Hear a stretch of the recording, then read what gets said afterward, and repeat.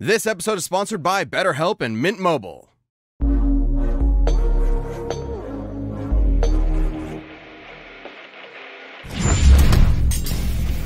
Ant-Man, Marvel's founding member of the Avengers. The Atom, DC's legendary Mighty Might. Good things come in small packages. The bigger they are, the harder they fall. We're just trying to get these out of the way. He's Wiz and I'm Boomstick. And it's our job to analyze their weapons, armor, and skills to find out who would win a death battle. Did you know that ants can lift 50 times their own body weight? That'd be like if you lifted a car straight over your head. I did, thanks to my Fun Fact of the Day calendar. Also, Hawaiian pizza was invented in Canada yesterday. Well, I bet your calendar didn't tell you that Dr. Henry Pym, aka Hank, was considered a genius at a very early age. By 3 years old, doctors declared that he was smarter than both his parents combined. He eventually majored in biochemistry and became one of the most successful scientists in his field. He had big ideas about shrinking the size of cargo to reduce shipping costs. Logistics. All of which made him a laughingstock in the scientific community and sparked a long-lasting insecurity and need to prove himself. But he did it! He developed a working serum! He went from laughingstock to Christmas stocking! The much better stock, right behind Bean and Life. So, naturally, he tested the serum on himself, like any self-respecting scientist would, and shrank down to the size of an ant. And just when things started going south, a sweet little ant, let's call her Aunt Hathaway, swooped in and led Hank safely back to his lab where he could return to full size. Hank then harnessed the serum and became the superhero, Ant-Man.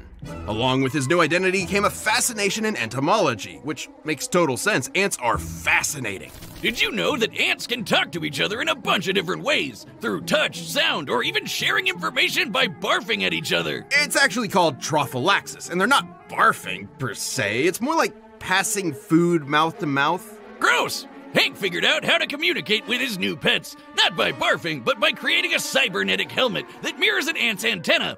And he's even developed genuine relationships with some ants, like Ulysses S. Ant here. But he didn't stop there. Hank developed a lot of amazing tech like a stinger pistol that focuses his bioenergy into a stun beam, and image-inducing camouflage to mask himself as an ant. It worked so well it fooled Reed Richards, the smartest guy on the planet. He also built a suit that runs on that nifty serum he made back in his lab. It lets him shrink thanks to the newly discovered Pym particles, named after himself. Classic Hank. And the Pym particle is the key to unlocking the fundamental constants of the quantum mechanics at play here. They enable you to decrease the distance between atoms. However, in order to do that, he'd have to change the Bohr radius, the ratio of electron mass to the distance the electrons orbit an atom's nucleus. Well, of course. Like how when you make a bagel pizza, you can't fit the whole pizza on the bagel. Believe me, I've tried. It's too small. You just gotta put less on.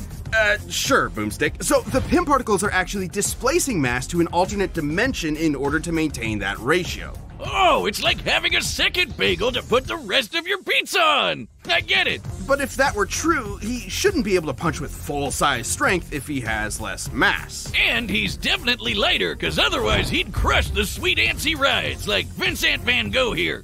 His mass is being replaced with massless neutrinos, but that doesn't adequately explain how he can have less mass and seemingly more mass at the same time. Sure it does, Wiz. Trust Pym and his particles. Look at the guy. He's explaining the whole thing while wearing a lab coat. What's more trustworthy than that? You're the exception. You think you understand this? Oh, of course. He's small but strong. You said something about a boar, so I guess you wanted ham on that pizza, but I already made the pizza. Will you take that coat off? No. Regardless, there is virtually no limit to Hank's ability to shrink.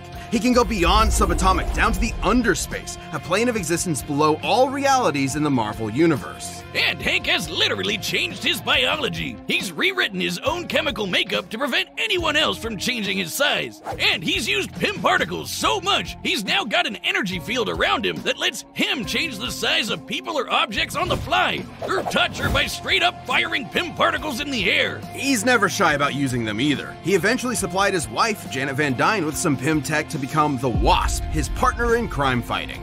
The two ended up rubbing shoulders with A-listers like Thor, Iron Man, and the Hulk to take down Loki. Ant-Man and the Wasp were actually the ones that captured him and pitched the idea of forming the Avengers. Unfortunately, Hank's insecurities started to creep back in, and he felt that if he wanted to keep up with the big heroes, he was going to have to think bigger. Enter a bunch of those Pym-powered alter egos like Yellow Jacket and Giant Man, where he can grow anywhere from 12 feet tall to so big he can enter the overspace, the polar opposite of the underspace. There he met Eternity, who called him Earth's Scientist Supreme. Something he won't let you forget. Hank pushed himself to these insane heights even though he knew the strain on his body could be fatal. But he simply didn't care and kept pushing himself. Thus, his greatest and worst creation was born, Ultron. Yep, all the Tin Man Tron was created by Hank, not Tony like the movies. But the mass murder butt thing turned out pretty much the same. Big swing and a miss there. The fallout from Ultron left Hank in a bad place, to say the least. His guilt made him feel like an utter failure, and that his best work was behind him. This led Hank to do unspeakable things. A real low-life move. And even though poor mental health doesn't excuse this behavior, it was clear that Hank needed help. He suffered multiple mental breakdowns, endured the physical toll of the Pym particles, and had bipolar disorder that went undiagnosed for years. So Hank finally did the best thing he could. He acknowledged his problems, got the help he needed, and committed to self-improvement. And with that help, Hank slowly started making things right. He rebuilt the West Coast Avengers, gave Scott Lang his blessing to become the second Ant-Man, and finally defeated Ultron. He created a backdoor Trojan infiltration code to defeat Ultron that was so advanced it went on to replicate and evolve all on its own to create a new species made up of artificial intelligence. They don't call him the god of modern AI for nothing. Hank has showed over and over again that he's an integral part of the Marvel Universe. Not just by ways of his scientific contributions or victories in battle, but by proving that heroes come in all shapes and sizes. This episode is sponsored by BetterHelp. It can be easy to spend all your time on your work, your friends, your family, but how much time do you actually spend on yourself? Therapy can be an incredible asset to your mental health, even if you don't think you need it right at this moment. A lot of these problems can be hard to spot without self-reflection and an outside perspective. It's easy to accept things the way they are without realizing that maybe they could be better. Everyone can benefit from becoming the best version of themselves. Positive coping skills, setting boundaries, supporting others without leaving yourself behind, all incredibly important to practice in your journey for self-fulfillment. And in this super busy world, BetterHelp is entirely online and designed to be flexible to your schedule. All you have to do to start is fill out a brief questionnaire to be matched with a licensed therapist. And if you'd like to make a change, you can switch therapists at any time at no additional charge. Find more balance with BetterHelp. Visit BetterHelp.com/deathbattle today to get 10% off your first month. That's BetterHelp, HELP.com/deathbattle. Ray Palmer was born your average human-sized person. He grew up in the Northeast, studied physics at Ivy University, and did everything Mama and Papa Palmer told him to do. Probably. Everything was pretty typical for Ray until one fateful night when he took a walk to take his mind off a frustrating experiment and saw a meteor fall from the sky. He ran off to the crash and found himself a life-changing piece of a white dwarf star, and immediately started messing around with it. Who wouldn't? He discovered that he could focus ultraviolet rays through it and shrink inanimate objects. There was just one problem. When he shrunk things, they exploded. Every time. I do not see the problem. Sounds like he found a foolproof way of blowing stuff up. Case closed. Ray was determined to figure out how to shrink objects without blowing them up. But first, he went on a hike with his nature club. And as a fellow scientist, I have to question his priorities. But hey, it seems to work for him. I support it. Different hikes for different mics, am I right? While in a cave, the ceiling suddenly collapsed, trapping everyone inside. After searching high and low for another exit, Ray found a small opening and had an idea. He could try to shrink himself down and get help, even if it meant he might explode before he got the chance. But he didn't explode. I hope this story has a happy ending at least. Perplexed, Ray determined there must have been something special about him that made him uniquely immune to the explosive fate. Something super scientifically convenient that we never get any more information on. So he got to work and created himself a suit to harness the power of the white dwarf star and became the Atom! Adam uses the white dwarf fragment to decrease his size while having control over his density, which makes a lot of sense considering that white dwarfs have the mass of a star, like the sun, but their volume is more like the Earth's, making them among the densest objects in space. Just a teaspoon of the stuff could weigh up to 100 tons. That's one strong spoon! When Adam shrinks and shifts his weight, he's actually sending his extra mass to a dimension called the mass zone, where, Adam could maybe live forever. At one point, Ray's apprentice, Ryan Choi, was murdered by Deathstroke, but willed some of his mass to the mass zone and was able to survive in that dimension. So these guys can potentially cheat death, but would be stuck there without any outside help. But from one scientist to another, what's most impressive is Ray's creation of the Bio Belt. That's what allows Adam to use the power of the white dwarf and shrink while maintaining any weight, from immaterial to his full 180 pounds. There's even been times where it's stated that he was able to become almost as dense as a white dwarf star itself for a few seconds. The belt is also how he can travel through phone lines or through the air, on currents or light beams. Over time, Ray has spread out the white dwarf power to other parts of his suit, and now the bio belt acts as a utility belt for his shrunken weapons and tech.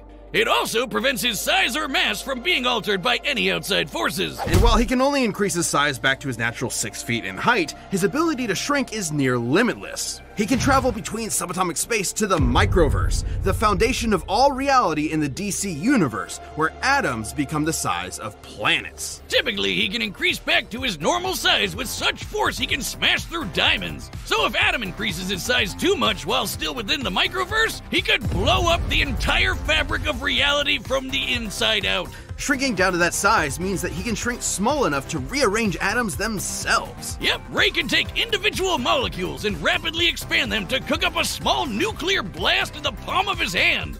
Oh, Ray Palmer. I just got that. He also once disarmed a bomb by rearranging its atoms. At that size, he can move at the velocity of light. So fast and so randomly, he basically acted as a barrier between any and all possible atom combinations. But come on, there's no scientific explanation here for him to have superhuman senses or awareness to comprehend being everywhere at the same time. It makes total sense. If you're small enough, you can fit in almost everything, everywhere, all at once. Like how you can fit an entire pizza into a calzone, and then you have a whole pizza everywhere inside the calzone. Man, I get it. Science is pizza. No! Science is all I have! Why are you doing this to me?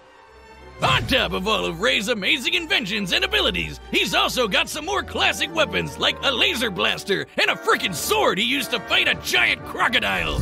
Relative to his size. That was when Ray was believed to be dead, but was actually just stuck at 6 inches tall and stranded in the Amazon rainforest, where he encountered an alien race known as the Catarthans. And get this, he ended up leading a rebellion against their tyrant king, and became the ruler of all the Kardashians. And his heroism didn't stop there. The Atom was a very well-respected hero, and was even asked to join the Justice League of America shortly after it was formed. He fought alongside Batman and his best bud, Hawkman. And you don't fight with those guys without picking up a thing or two. Impressive combat skills aside, Adam's greatest contribution to the legendary team was always his incredible mind. He once created kryptonite inside of Superman by realizing that if he gathered up enough Kryptonian protons, they would eventually become radioactive. While stranded in limbo, Adam realized that if the Flash sped up the rate of a nuclear reaction's stellar evolution to exhaust its core, they could turn a fire demon into a black hole and use it as a wormhole to get back to Earth. He's a brilliant, hard-working, and determined scientist that never stops working on a problem until he's found a solution. I mean, if I figured out how to blow stuff up as well as he did, I would have stopped right there. I'm the hero that blows stuff up. Wouldn't even need to change my name. Ray Palmer lived the dream, going from research scientist to legendary superhero. He picked up the pieces presented to him and built something greater than the sum of its parts. Who knew this tiny titan with massive brains would have just as much brawn to back it up? This episode of Death Battle is sponsored by Mint Mobile. It's no surprise, inflation is everywhere. There's no escaping it. And if you're looking for a break, look no further than Mint Mobile. It's the first company to sell a premium wireless service online only. You can save a ton and order from home with plans starting at just $15 a month. That kind of low price is exactly what we all need in a time when everything is just getting more and more expensive. It isn't sorcery. By going online only and getting rid of the traditional cost of retail, Mint Mobile can pass those savings on to you. All plans come with unlimited talk and text plus high-speed data delivered on the nation's largest 5G network. Better yet, you can keep your current phone number and contacts, so switching over is no big deal. To get your new wireless plan for just $15 a month and get the plan shipped to your door for free, go to mintmobile.com/deathbattle. That's mintmobile.com/deathbattle. All right, the combatants are set, and we've run the data through all possibilities. It's time for a death battle!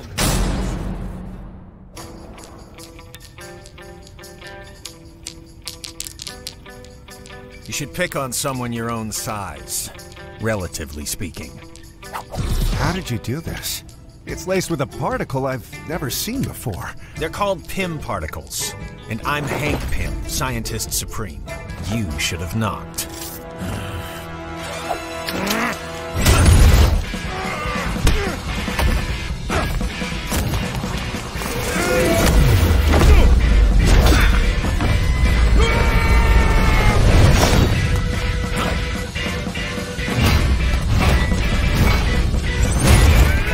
You're using pieces of a white dwarf star? That's cute. Everything we needed already existed. You just needed to be smart enough to put the pieces together. Scientist Supreme!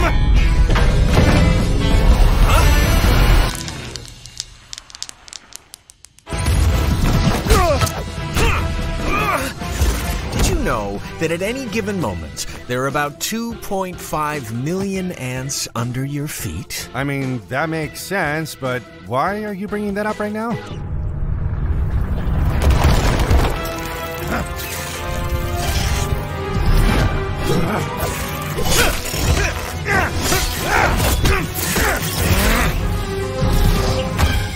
Took you long enough.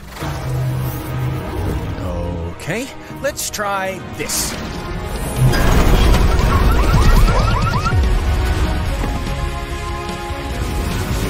I'll hack his belt. You lay low and let me know what you find. Huh? Nice try.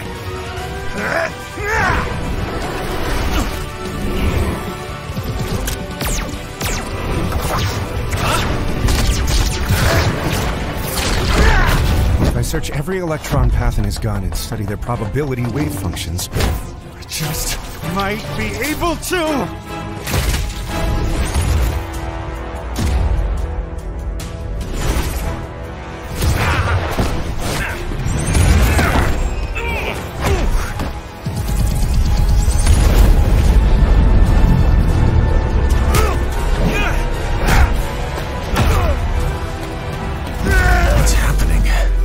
Must be reaching his limit.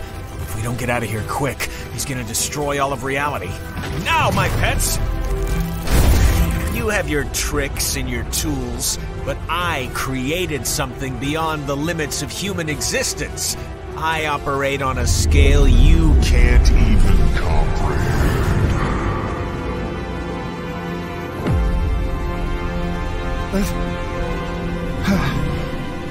How? You can't be afraid to think big.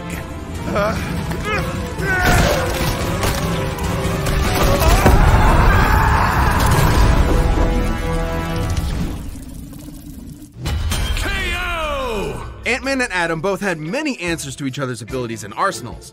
Both were able to store various weapons at a shrunken state, both were trained in judo, and they both could obviously keep up with each other's ability to shrink at will. Though there was one small thing Adam couldn't answer to. The ants! Hank's bond with his pets lent him some small advantages, and Ray just didn't have enough anti-ant tools in his bio belt. But in Adam's defense, the fact that he could punch with a fist packed with all of his mass meant that a close-up fight, while small, would leave Hank with few options since he can only punch with his normal human strength. Even still, all Ant-Man would need to do is keep his dissed ants with the help of his insect confidants and devise another plan of ant-tack. Something Hank has no shortage of. For instance, Ant-Man could alter Adam's size thanks to the Pym particle field he generates. Hank would just need to stall long enough to remove or disable Adam's biobelt, and he's had no trouble hacking enemy tech in the past. But even with the biobelt busted, it wouldn't stop Adam's ability to shrink, since the White Dwarf power is contained throughout his suit. Destroying the belt only meant that Ant-Man could alter Adam's size. Whereas Hank has literally rewritten his own biology to prevent outside size alteration. And while Adam's abilities are definitely impressive, they are limited, and Ant-Man simply aren't, at least by comparison. Hank could always match Ray's size or just take the fight to the overspace where he would have the edge, both physically and mentally. The overspace can mess with the human mind, but we've seen that Hank can handle it. But if the Scientist Supreme is really so smart, why didn't he just immediately go up Adam's butt and blow him up from the inside? What's wrong with you, Wiz? Aren't you a fellow man of science? This is the meanest thing you've ever done to me. Adam sized up Ant-Man, but in the end, he was the one who had to say, Uncle. The winner is Ant-Man. Thanks for watching. Stay tuned, we have a new Death Battle releasing every 2 weeks this year. And click the join button to get new perks and extra content. Planet level members even see Death Battles before anyone else, so don't miss out.